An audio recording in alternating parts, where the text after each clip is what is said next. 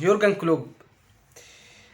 ايه يا اخويا، ايه يا استاذ، حدد موقفك معايا بالظبط. ايه ايه انت عارف بسيوني في فيلم الباشا تلميذ لما غادة عادل قالت له انت فجأة اديتنا كل حاجة وفجأة اخدت كل حاجة؟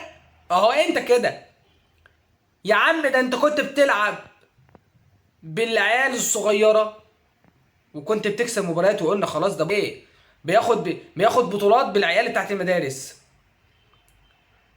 وقلنا خلاص انت اللي رحت وانت اللي جيت، وبقينا نقول مره واحده فين. وبعدين فين انفيلد وفين مقبره الزوار والكلام من ده. طب انت خبطت ثلاثه من اتلانتا وقلنا يا عم ماشي، يا عم ماشي، لا ولكل فارس كبوه. طب ايه بقى اللي حصل في مباراه كريستال بالاس؟ يعني احنا متشعبطين في المباريات اللي باقيه تتهزم ازاي يعني؟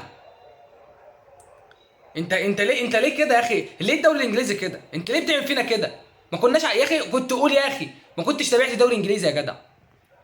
يا عم ما كنتش تنافق يا عم، انت شايف نفسك مش هتاخد الدوري، ما تنافسش يا عم. لكن انت ليه عشمتني لحد اخر ثلاث اربع مباريات وجاي تقدم مستوى زي الزفت؟ مش فاهم. او ما تقوليش ان مباراه اتلانتا فيها مباراه عوده وهنعمل رومنتادا. انت عبيط عبيط. هتعمل رومنتادا 4-0 في ايطاليا؟ ده العيال تيران، انت مش شايف الواد طويل قد ايه؟ ودلوقتي ماشي اتهزمت من كريستال بالاس والسيتي اتصدر، وانت بتقول لا يا عم دول نقطتين يا عم. يا عم اكيد السيتي هيتعثر يا عم، ما مالناش دعوه بالسيتي يا عم، يتعثر ما يتعثرش. انت هل هتكسب المباريات اللي باقيه؟ يا عم ما اعتقدش بعد الخبطتين اللي على الراس دول. بجد بجد يعني انا اتحسرت على السيزون اللي انا عمال اتابع فيه الليفر، عمال اتابع الليفر. ماشي فاضل كام مباراه؟ طب عايزين نكسب المباراه دي، طب فاضل نقطتين ثلاثه، ايه بقى ايه؟ هقول لك ايه يا اخي، هقول لك منك لله يا جدع، جد والله. ده ايه يعني؟ يعني الواحد بيستنى المباريات دي عشان يقول خلاص يلا احنا هنكسب مباراه بنقرب من اللقب، تخسر في ملعبك ومن كريستال بالاس، وكميه عرض وكميه فرص مهدره قسما بالله، يعني النحس بعينه.